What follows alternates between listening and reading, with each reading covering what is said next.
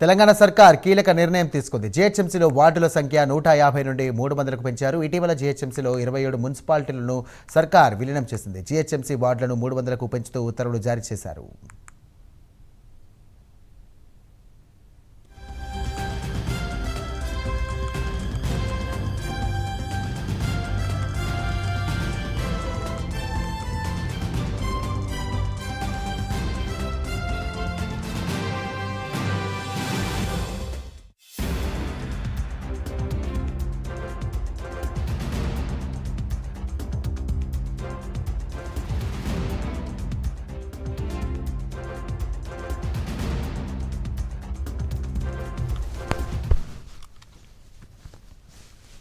తెలంగాణ సర్కార్ కీలక నిర్ణయం తీసుకుంది. జీహెచ్ఎంసీలో వార్డుల సంఖ్యను కూడా పెంచుతూ ఉత్తర్వులు జారీ చేసింది.